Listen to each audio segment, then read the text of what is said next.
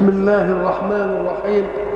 الحمد لله رب العالمين، الصلاة والسلام على أشرف المرسلين وخاتم النبيين ورحمة الله للعالمين سيدنا محمد وعلى آله وصحبه أجمعين. وبعد، فقد انتهينا في اللقاء السابق إلى مسألة خلق آدم حتى ننتقل منها إلى الشبهة في خلق عيسى. وقلنا إن الحق سبحانه وتعالى قد ترك لنا في واقع مشاهدنا من قضية الموت ما يؤكد لنا صدقه في قضية الحياة، لأن الموت أمر مشهود لنا، وإذا كان الموت نقض للحياة فسيكون على عكس بناء الحياة، وقد تبين لنا ذلك. وشيء آخر أثبته لنا العلم الحديث، وإن لم يكن عن قصد من رواد العلم الحديث، إلا ليؤكد لنا صدق الله في قوله: سنريهم آياتنا في الآفاق وفي أنفسهم حتى يتبين لهم أنه الحق. حينما قال الحق عن خلق آدم أنه خلقه من طين، أي صور قالبه من الطين بمراحله التي سبق أن تكلمنا عنها، حللوا ذلك الإنسان حديثا، فلما حللوه وجدوا فيه من العناصر 16 عنصر، 16 عنصر. ثم حللوا طينة الأرض اللي منها يخرج الزرع، أي الخصوبة التي يخرج منها الزرع وهو ما يقتاته الإنسان، فوجدوا هذه الطينة برضو 16 عنصر. ومن العجيب إن 16 عنصر بأسمائها هي التي وجدت في تحليل مادة الإنسان، وهي التي وجدت في تحليل مادة الطين، مما يدل على تأكيد الصدق في أن الله خلقنا من طين وجعل استبقاء حياة مما يخرج من ذلك الطين بعناصره المختلفة، حتى يمد كل عنصر من الطين كل عنصر من الوجود الإنساني. فلما حللوا وجدوا يبدأ أضخم عنصر في تكوين الإنسان هو الأكسجين، ونسبته على ما أذكر كده 67%، وبعدين الكربون ونسبته مش عارف 19% وكذا من 10، إلى أن ينتهي بالمنجنيز آثار لم تصل إلى 1%. فكانوا مرتبينها: الأكسجين والكربون والهيدروجين والنيتروجين والكلور والفلور والكبريت والكالسيوم والفوسفور والبوتاسيوم والصوديوم والحديد واليود والسيلوز والمنجنيز. كل العناصر دي هي اللي وجدت في تركيب الإنسان، هي بعينها التي وجدت في تركيبة الطين. وطبعا اللي بيحللوا دي ما كانوش قاصدين انهم يقيموا الدليل على صدق الله في القرآن، لانهم يمكن مش عارفين حكاية القرآن دي، ولكن كما قلنا سابقا ان الله ينصر هذا الدين بالرجل الفاجر، وينصر الدين بالكافرين، ويجعل الكافر يصل إلى شيء من لو أنه علم أنه سيؤيد قضية دينية يمكن ما كانش يكتشف ولا يسأل عنه. إنما ربنا سبحانه وتعالى حتى الكافر ما يقدرش يستغفلنا أبدا أبدا، بل هيخدمنا أيضا. هذه المسألة عايزين ناخد منها مسألة بس بمنتهى اللطف كده وبمنتهى الدقة والسماحة. إذا كان الله قد خلق الإنسان الأول من طين، وبعدين في آية قال: ونفخنا فيه من روحنا، وفي آية تانية قال: فإذا سويته إنما كمثل آدم، ثم قال له كن فيكون. إذا فالخلق بتاع الحياة إيجاد آدم عايزة إيه؟ حاجتين اتنين، آية تقول نفخنا فيه من روحنا، وقال ثم قال له كن. إذا الحاجتين الاتنين موجودين، النفخ في الروح والإيه اللي هي موجودة، كلمته ألقاها إلى مريم وروح. تبقى المسألة قد بعضها. لما يقول إن مثل آدم عند الله إن مثل عيسى عند الله كمثل آدم، يبقى كلام صادق ولا مش صادق؟ يبقى عالم. طيب، إذا كان الله قد قص لنا أنه خلق آدم من الطين وعمل القالب وسواه، وشوف كلمة التشريف والتكريم، مش سوى بكون حتى ده سويته بيدي. يا سلام، هو عمله بايه؟ بايده. لما خلقت بيدي استكبرت؟ ده انا خلقه بايدي. الله. طيب اذا كان الهيكل ده اللي انعمل ونفخت فيه الروح وذبت فيه الحياه، ثم تناسل النسل من ادم الى يومنا هذا والى ان تقوم الساعه، ساعه انجب ادم اول ذريه له، مش وجد ميكروب او حيوان منوي زي ما بيقولوا طلع من ادم راح للبويضه من حواء؟ طيب ميكروب ادم، الميكروب ده اللي طلع عشان يجيب اول نسل من ادم، حته من ادم ولا مش حته من ادم؟ مش تكون من ادم ومن تكوينه. الله. الميكروب ده له ماده وله حياه، الماده بتاعته معروفه والحياه اللي هي الروح انه حي، والا لو مات ما كانش يصلح لتخصيب البويضه. يبقى برضه الميكروب فيه ماده وفيه ايه؟ حياه. الله. طب الماده دي مخلوقه من مين؟ من ادم. من ادم اللي مادته مسواه بايد مين؟ والحياه اللي فيه دي من روح مين؟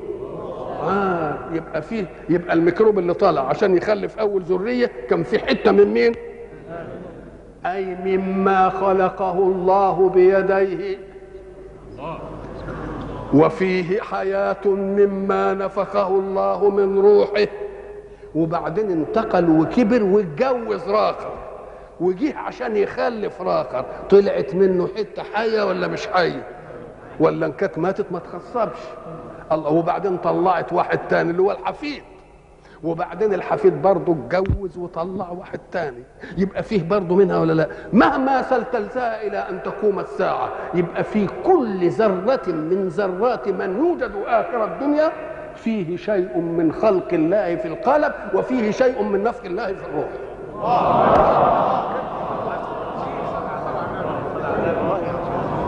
لم يطرأ عليه موت أبدا، لو طرأ عليه موت أو فناء لما صلح أن ينجب إيه؟ أن ينجب مثله. يبقى يا ناس إن كنا هنقول كده يبقى كل واحد منا فيه حتة من القالب اللي ربنا عمله بإيده، وفي حتة من حكاية الروح دي. احنا ضربنا مثل قديما ولا نزال نكرر هذا عشان يستقر في أذهان الناشئة، إننا قلنا لو جبنا سنتيمتر ملون أحمر يعني، وجينا في لتر من الماء وأذبناه، ثم خدنا قطرة من الماء، يبقى فيها من الجزء ده ولا لا مش فيها؟ خدنا القطرة دي وحطيناها ببرميل، وخدنا من البرميل قطرة، يبقى فيها ايه؟ طب حطيناه في بحر ورجناه وخدنا من البحر من اي حته، يبقى فيه ولا لا؟ اذا فكل نسل ادم الى ان تقوم الساعه فيه جزيء شهد خلق الله له بيده، وشهد النفخ في الروح، وفيه حياه مستقره من ادم الى ان تقوم الساعه. ايه الحكايه دي؟ يبقى اذا كل واحد يقول انا ابن الله بقى، كل واحد مني يقول انا ابن الله. نقول له لا يا اخويا، لو سلسلته مش هجيبها في ادم بس، ده انا هجيبها في كل خلق الله الى ان تقوم الايه؟ الى ان تقوم الساعه. ما الذي دعاكم الى مثل هذه المساله؟ اولا المثقفين والمفكرين والناس اللي كده عادوا بيبعدوا هذه الفكره، ما عادوش بيقفوا عندها وبدهم ينفوها، ولما تيجي تزنقهم في النقاش يقول لك لا ده بنوة حب. ان كانت بنوة حب نبقى احنا زيه، مش كده ولا ايه؟ طيب خلاص نبقى احنا زيه. ايش بنوة حب لابناء الخلق كلهم ايه؟ عيال الله، مش كده؟ عيال الله واحبهم اليه ارأفهم بعياله. برضه لو خدناها بالدقه العلميه التجريبيه المعمليه نجد الكلام ده صدق، لاننا كلنا صادرين عن الذات، وكل واحد منا فيه حاجه من صنع الله من الاول خالص كده. تعال انتوا يا سيدي، وبعدين تيجي تزنقوا يقوم يقول لك البنوه، نقول له احنا شركه فيها، واللي احنا شركه فيها ما تجيبهاش تميز بقى. احنا لما بنيجي للبسط والمقام وحاجه مكرره بنعمل ايه؟ بنشطب دي قبل دي، فاشطب دي قبل دي وخلاص وننتهي المساله. طيب حاجه ثانيه، يقوم يجي يقول لك ده احنا بنقول الثالوث، ثالوث الصفات. ثالوث ايه؟ الصفات. وهل ثالوث الصفات تأتي فيه إضافات؟ الاضافيات زي ما نقول الاب والابن، دي معنى اسمه معنى ايه؟ معنى اضافي، لانه ما يوجدش اب الا اذا هو كان فيه ايه؟ ابن، ولا يوجدش ابن الا فيه ايه؟ في حقائق ثابته وفي حقائق اضافيه. وعلشان تعرفوا الفرق، ان الشيء الاضافي يمكن ان يكون مقابله ايضا، يعني يبقى ابن واب، بس هو اب بالنسبه لولده وابن بالنسبه لابيه. لما انت تيجي للدور الاولاني ده، السقف ده، وتبقى فوق، انت بتقول عليه علو ولا لا؟ طب واللي فوق يقول عليه ايه؟ اذا العلو يبقى سفل، والاب يبقى ابن، والابن يبقى اب، دي معاني اضافيه كلها. انت بتقول في الصفات ده الصفات يشترط فيها ان تجتمع، ما تبقاش اضافيات. فلما تقول لي الاب والابن والروح القدس ما تبقاش صفات. ما هي دي لما جم يناقشونا بقى ويقولوا لنا ده انتوا عندكم في فتحه الكتاب التثليث. ايه يا اخويا التثليث ده؟ امال مش انتوا بتقولوا بسم الله الرحمن الرحيم؟ الله الرحمن الرحيم. قلت نعم. قلت لهم ايوه بنقول كده، بس ما بنقولش بسم الله والرحمن والرحيم. ايه رايكم ان المناقشه انفضت؟ الصفات التي تتعاند تجتمع، مش كده ولا لا؟ مفهوم الكلام ده؟ تعالوا بقى نقول الفكره اللي خلتكم تقولوا كده ايه. ان كانت الفكره الخلقه دي احنا فندناها، طب ايه الحظ في ان ربنا يبقى له ابن؟ في احنا السنه دي سنه 1900 وكام؟ 84، يعني من سنه 1984 والزمن اللي قبل هذه السنه، يا عيني كده الكون يحرم من ابن لله. طب اشمعنى انتوا بقى ربنا عمل له ابن ايام كنتوا؟ طب ومن اول ادم لحد اول عام في الميلاد لحد ما ولد عيسى، يبقى ربنا كده ترك الخلق دول من غير ما يبين لهم ابن له؟ طيب قعد الابن ده قد ايه؟ كم 30 سنه. يقول يا سلام، بس هي الفتره ده ايه اللي ربنا شرف الوجود بابن له الناس تشوفه عشان تعرف كده ذات الله فيه، وبعدين الباقي انحرم. طب ان كان له ابن لازم كان يبقى من الاول. طب الابن ده مفهوم ايه؟ ده استبقاء حياه. طب والاستبقاء حياه دي يجي للي واثق انه هيموت، مش كده ولا لا؟ شوف بقى الله سبحانه وتعالى نظر لانه جه بعد الحكايه دي اكد في آية في سورة الإخلاص المسألة دي تأكيد، قال قل هو الله أحد. وهناك يقول إله واحد. خدوا بالكم العبارة عشان تدي الوحدانية بكل أبعادها، مرة يقول واحد ومرة يقول إيه؟ أحد. الناس فاهمين إن دي ترادف دي. لا، اللي دارسين اللغة واللي دارسين المنطق يعرفوا ان في اللغه والمنطق حاجه بيسموها الكل والجزء. والكلي والجزء دي غير دي. حاجه اسمها الايه؟ الكل والجزء. والكلي والجزء، ايه الفرق بين الاثنين؟ الكل والكلي الاثنين يطلق حاجه تطلق على كثيرين. ما دام كل تفهم كل كده يبقى كتير ولا مش كتير؟ برضه كل حاجه كتير. بس الكل يطلق على كثيرين مختلفين في الحقائق، والكل يطلق على كثيرين متفقين في الحقائق. خدوا بالكم من الفرق اهو. نيجي مثلا كرسي، هل الكرسي دي حاجه واحده ولا مكون من اشياء؟ ايه مكون من خشب وغيره ومسمار، مش كده؟ وبويا معمول عليه اسطر، مش كده ولا لا؟ الله، يبقى الكرسي ده كل ولا كلي؟ كل، لانه ايه؟ مقول على كثيرين اللي هو الخشب والمسمار والغيره والبويا. انما هل الخشب حقيقته زي حقيقه المسمار؟ لا. يبقى مقول على كثيرين مختلفين بالحقائق. خلاص؟ لا يصح لواحد من هذه الاختلافات ان يطلق عليه كرسي. ما اقولش المسمار كرسي، الخشب كرسي، لا، لان لازم يطلق على مين؟ مجموعه. تعال بقى كلمه انسان، انا انسان وانت انسان وده انسان وده انسان وده انسان، يبقى كلمه انسان مقوله على كثيرين ولا لا؟ انما حقائقنا متفقه ولا لا؟ حيوان ناطق. طب اذا قلت محمد انسان يبقى صح ولا لا؟ لكن ما يصحش اقول المسمار كرسي. فهمت الفرق؟ يبقى الكل بيطلق على كثيرين، وكثيرين بس مختلفين بالايه؟ بالحقائق، ولا يطلق على واحد منها الكل. لا اقول الخشب كرسي ولا المسمار كرسي ولا الغيره كرسي، لكن الكل برضه يطلق على كثيرين بس حقائقهم ايه؟ متحده، ويصح لكل واحد منها ان يطلق عليه انه كله. محمد انسان، بكر انسان، زيد انسان. تعلم اذا ففي عندنا للكل اجزاء، مش كده؟ وللكل جزئيات، مش كده؟ قد يكون واحدا ولكنه ذا اجزاء. كرسي واحد اهو انما له اجزاء ولا لا؟ طيب الحق سبحانه وتعالى نقول على اسمه انه كل ولا كلي؟ قال لك لا كل ولا كل. ما يطلقش على كثيرين، فليس له جزء، ليس له ايه؟ جزء، لانه احد. وليس له افراد لانه واحد.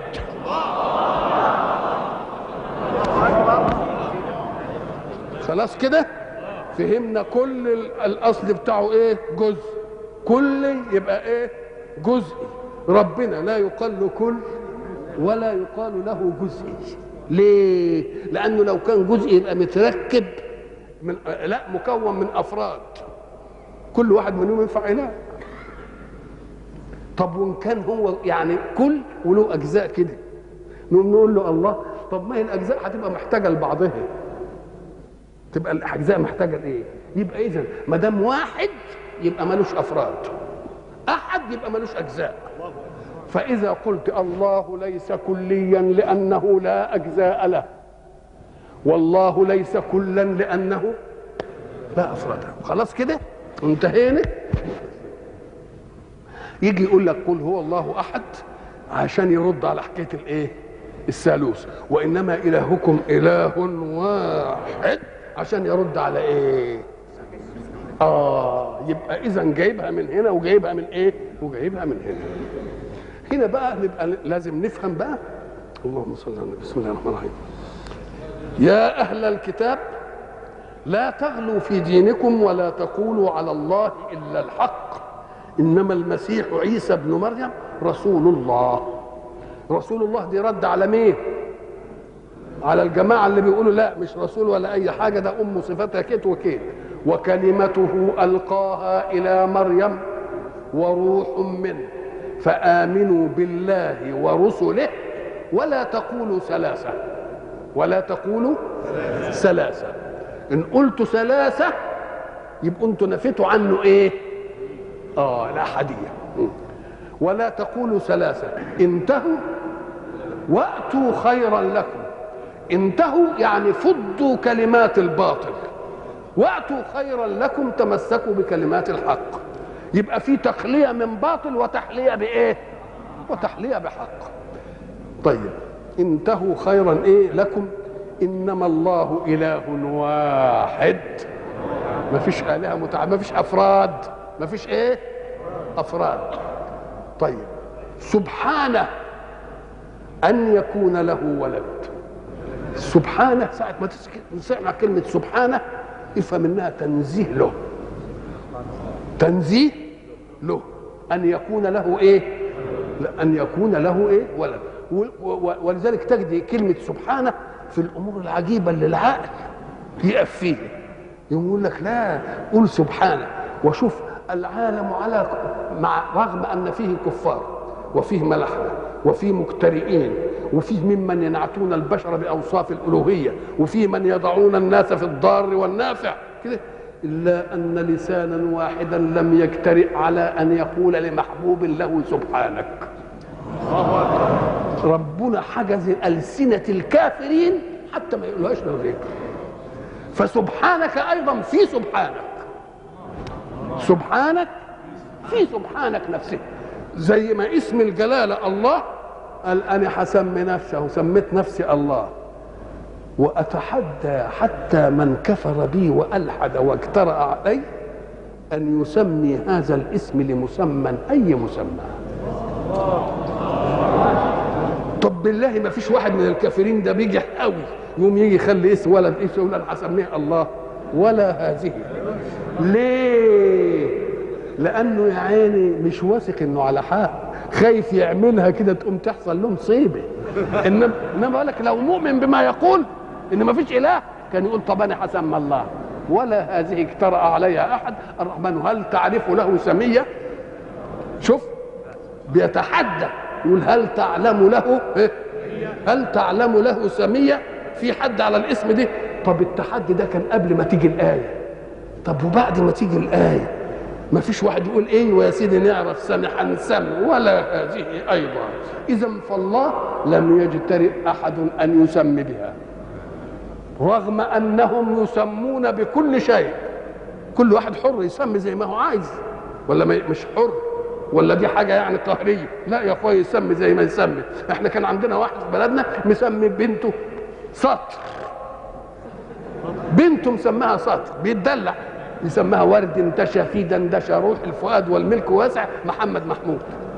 كل دي اسم البنت، هو حر مش كده ولا لا؟ طب ما دام كل واحد كل حر يسمي، طب ما تسموا كده اسم الله. ما حدش يجرؤ. ليه؟ لانهم فاهمين انهم على باطل، ويخاف واحد منهم يجترئ على الحته دي ليه؟ فمش عايز يدخل نفسه في تجربه. يبقى ربنا بيتحدى، وتحدى بالله، وتحدى بايه؟ بسبحانك. يبقى تحدى بالذات وتحدى بايه؟ بسبحانك. ولذلك لما تقول كده سبحانك واطمئن وقل ولا تقال الا لك. تحدي كده سبحانك ولا تقال الا لك. استقرئوا المدائح التي قيلت للناس جميعا. اقال واحد بشر لواحد بشر سبحانك؟ ما قالها ابدا. شوف ازاي كيف يتحكم الله في امر الانسان مختار فيه ان يطلقه، لانه يطلق امثاله على امثاله ومع ذلك لا يجترئ ولا.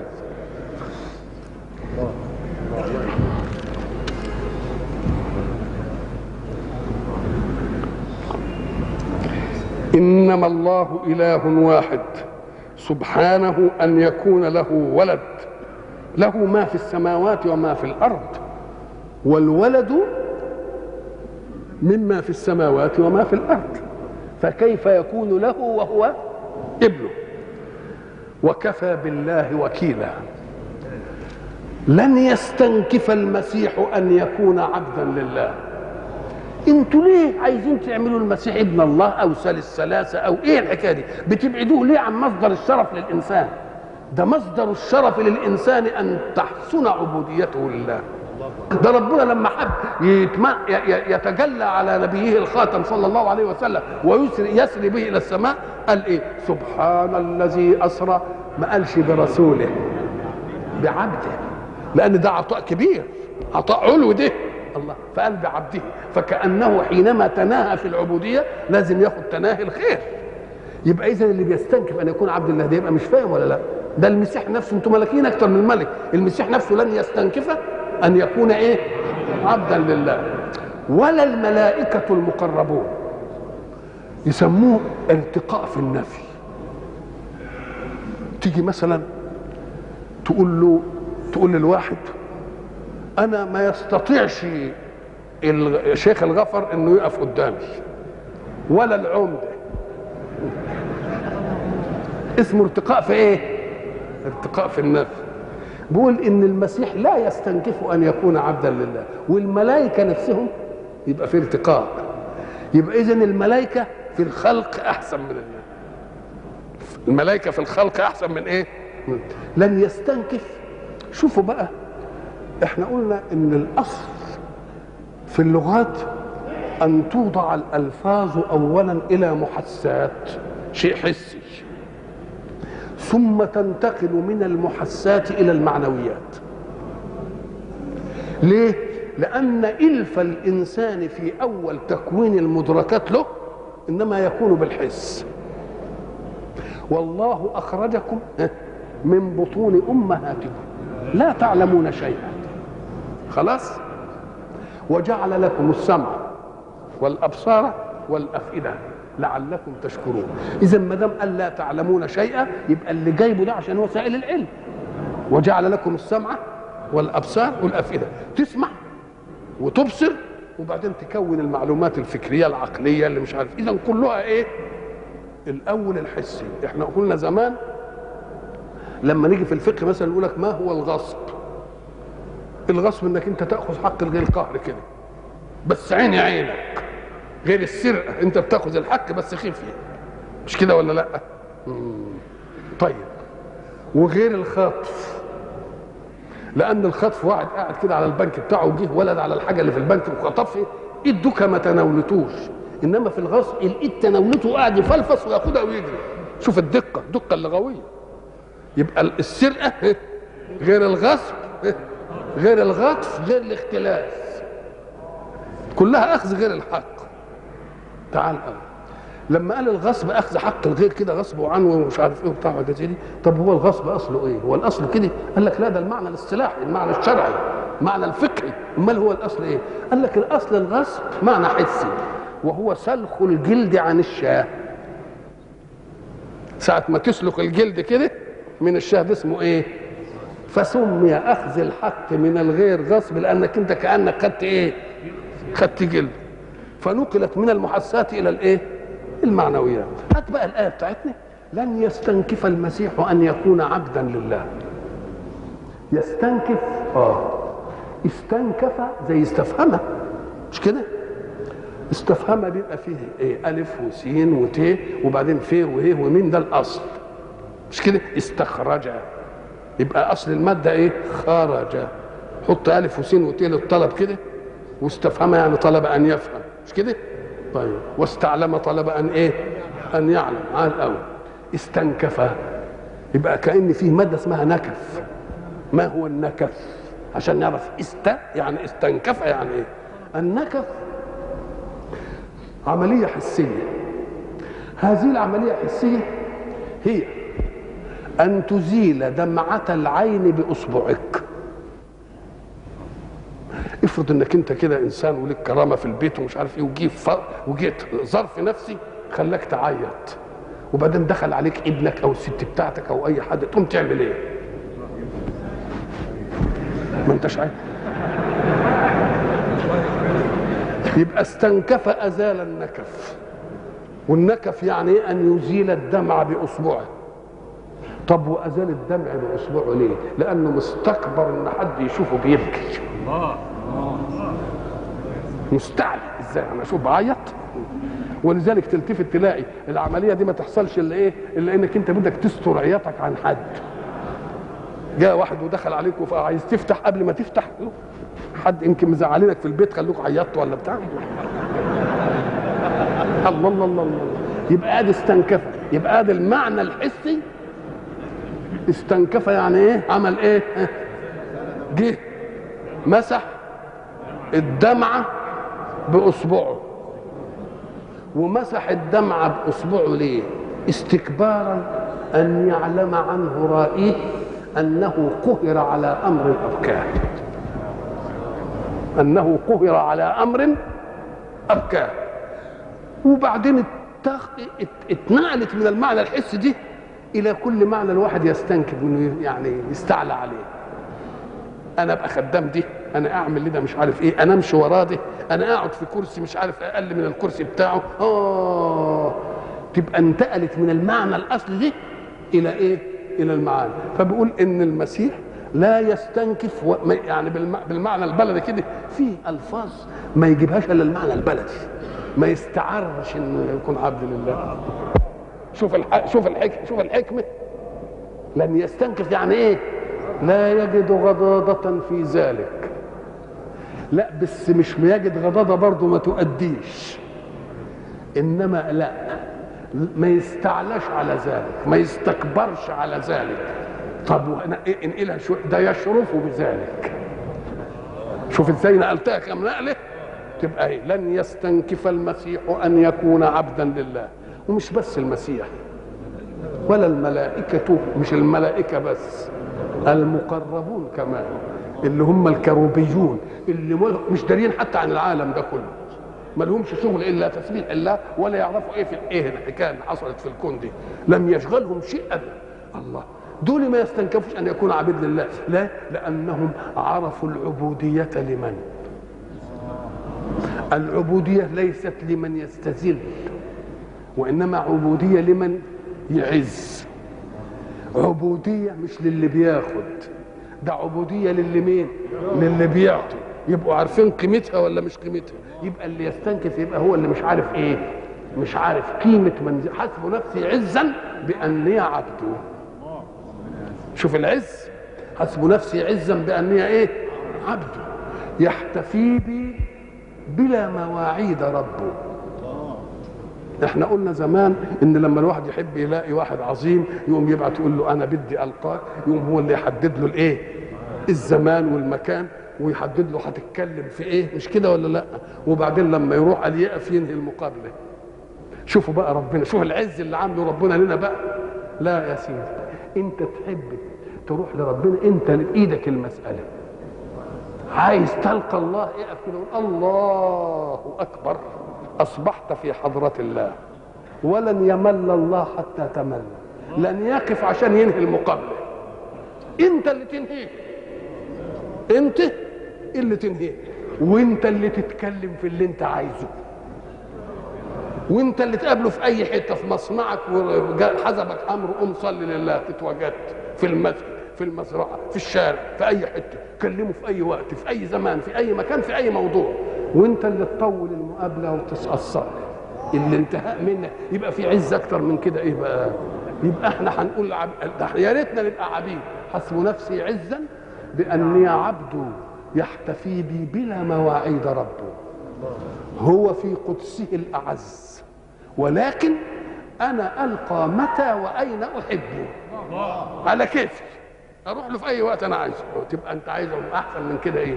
لن يستنكف المسيح ان يكون عبدا لله ولا الملائكه المقربون. ومن يستنكف عن عبادته ويستكبر فسيحشرهم اليه جميعا. سيحشرهم اليه ايه؟ من هو المستنكف، واللي على طريقة المستنكف، واللي شجع المستنكف، واللي أعجبه المستنكف، كل دول يبقوا يروحوا إيه؟ إلى جهنم.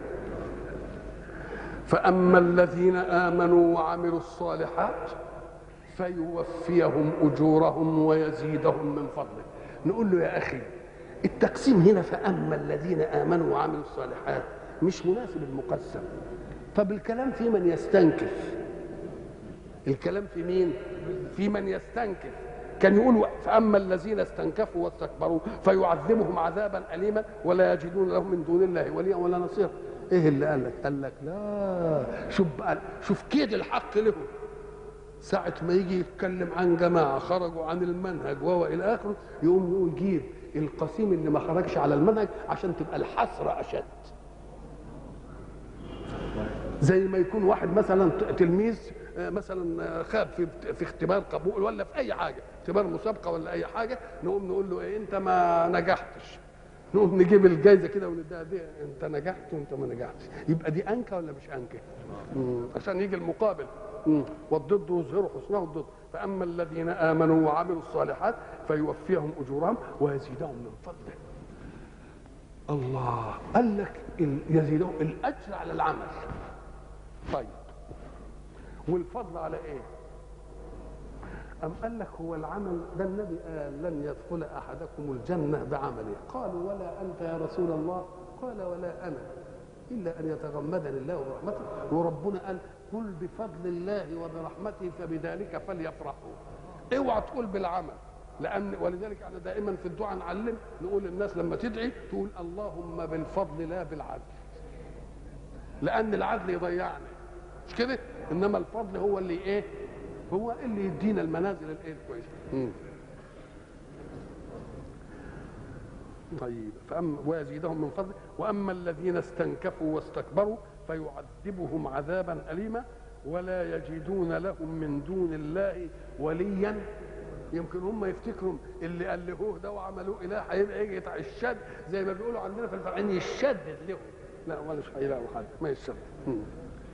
يا ايها الناس قد جاءكم برهان من ربكم برهان يعني على صدق المبلغ الأخير عن الله، والبرهان هو الحجة الدامغة على صدق من أتى بشيء.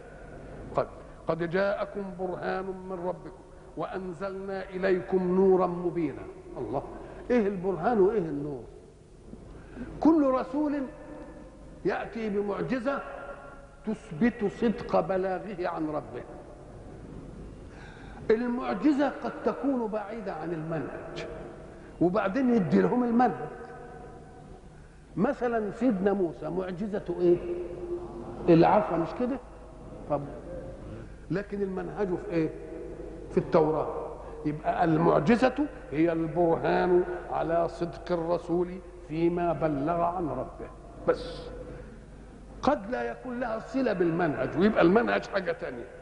يبقى موسى معجزته البرهانية العصا وحكاية البحر. طيب، ولكن منهجه في التوراة. وعيسى إبراء الأكمه والأبرص وإحياء الموتى، ومنهجه الإنجيل. عظمته صلى الله عليه وسلم وهو النبي الخاتم أن معجزته عين منهجه.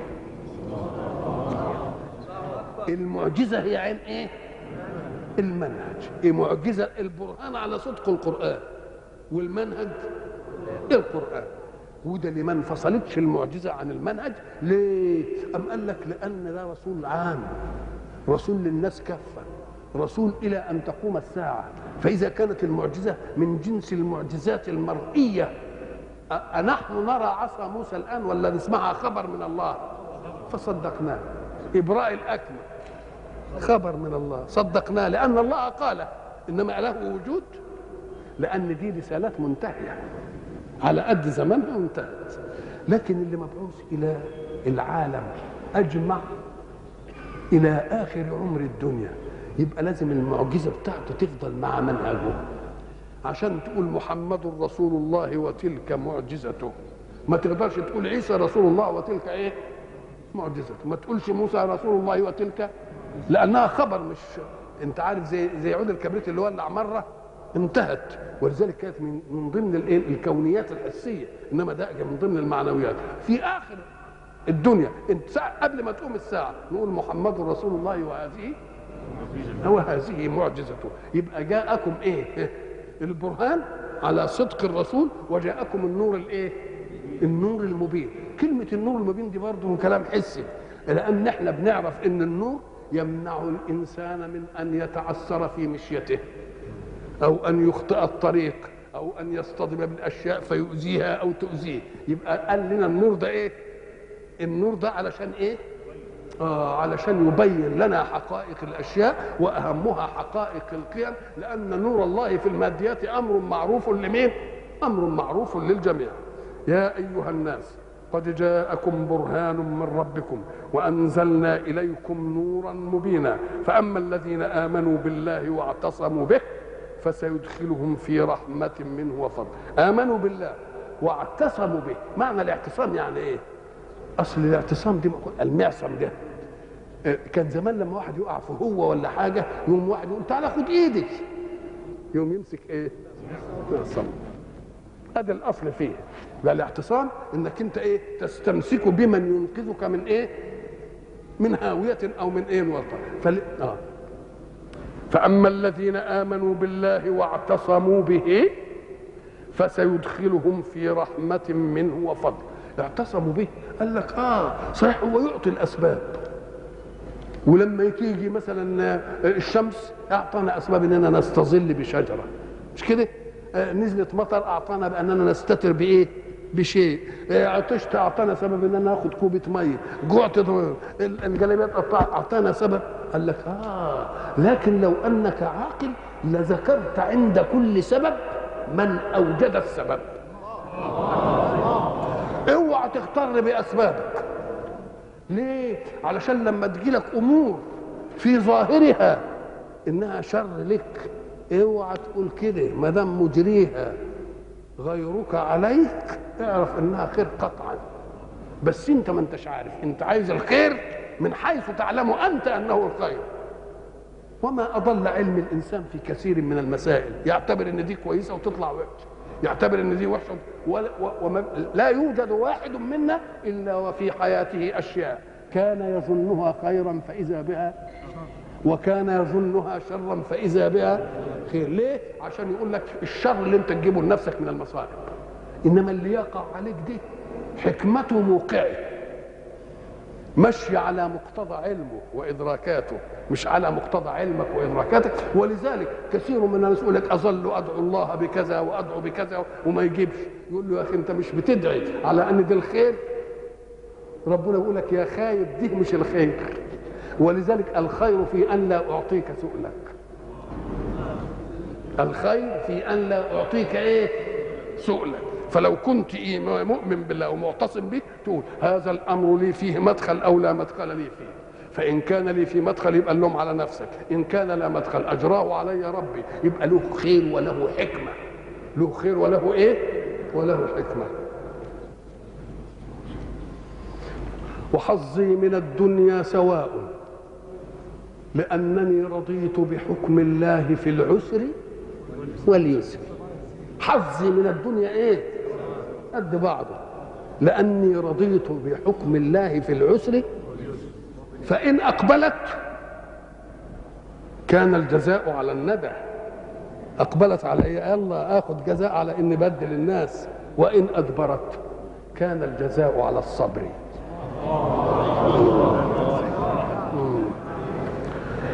فاما الذين امنوا بالله واعتصموا به فسيدخلهم في رحمة منه وفضل ويهديهم إليه صراطا مستقيما. طب ما هو ما دام اعتصموا ودخلوا ويبقى يهديهم الثانية ايه؟ قال لك ما هي الآية فسرتها والذين اهتدوا زادهم ايه؟ زادهم هدى. ولذلك قال لك ان اللي يعلم بما علم يورثه الله علم ما لم يعلم. يقول له انت مأمون على العلم، لأن العلم اللي اديته لك وظفته مش عينته وعطلته، فخد بقى من عند دي وخد دي كمان، خد دي كمان، ما انت ايه؟ ما انت مأمون على العلم. ويهديهم اليه صراطا ايه؟ صراطا مستقيما. والذين اهتدوا زادهم هدى واتاهم ايه؟ تقواهم. يستفتونك، استفتى يعني طلب الفتيا، استفتى طلب الايه؟ الفتيا. والفتيا معناها إرادة معرفة حكم شرعي لله في أمر لا يجد المستفتي فيه علما له. اسمه إيه؟ يستفتونك. حين يستفتي صحابة رسول الله رسول الله،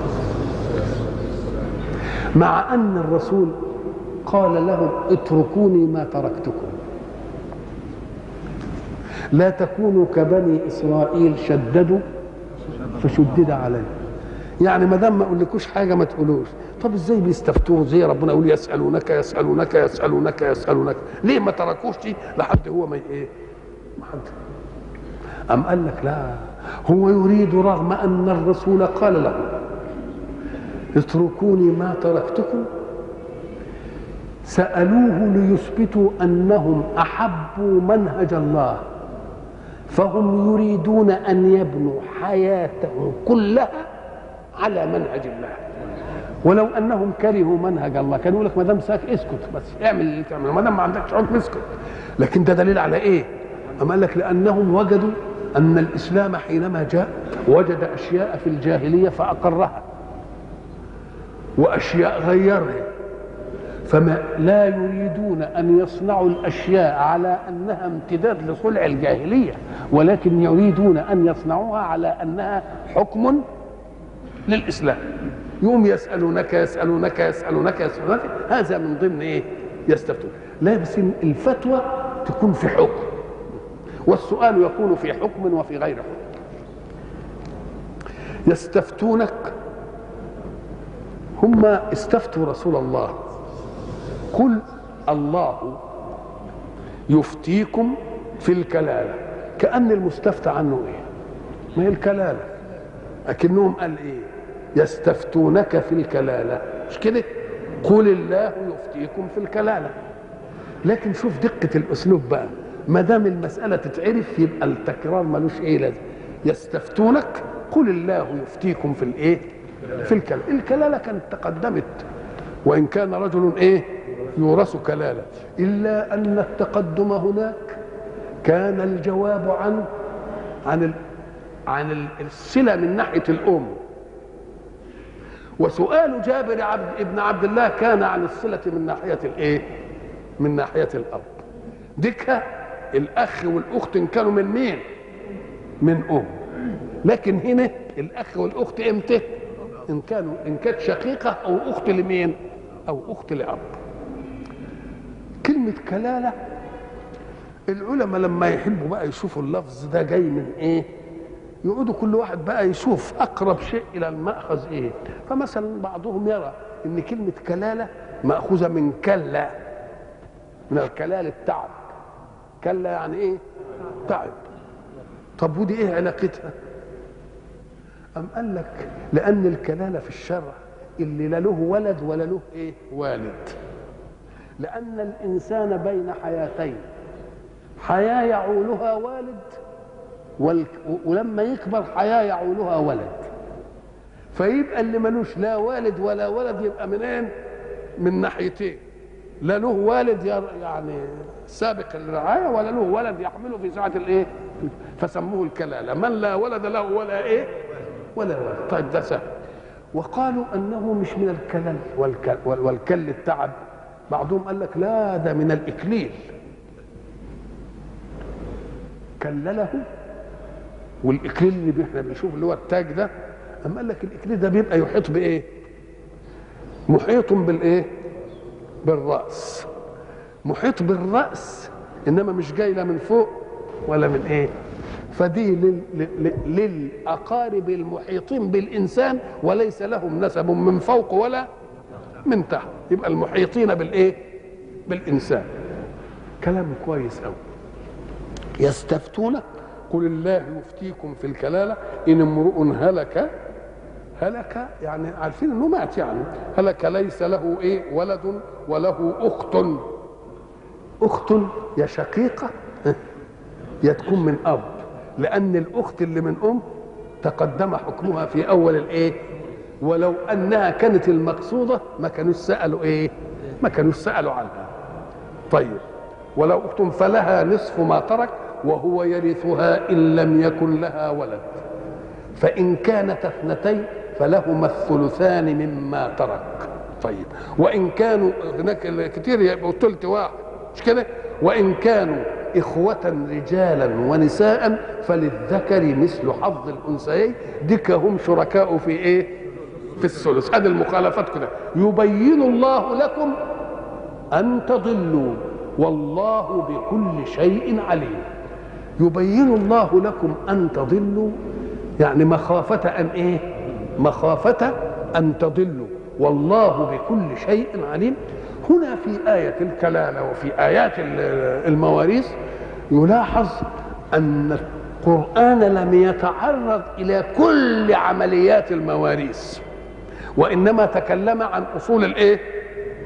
المواريث. نقول له إيه؟ ولأن القرآن مش نزل كتاب منهج، إنما نزل معجزة وتكلم في أصول المنهج. ثم أعطى لرسول الله صلى الله عليه وسلم مهمة تشريع ما لم يشرعه الله. وما دام أعطي مهمة تشريع ما لم يشرعه الله يبقى كأن شرع مين؟ شرع الله. وما آتاكم الرسول فخذوه وما نهاكم عنه فانتهوا.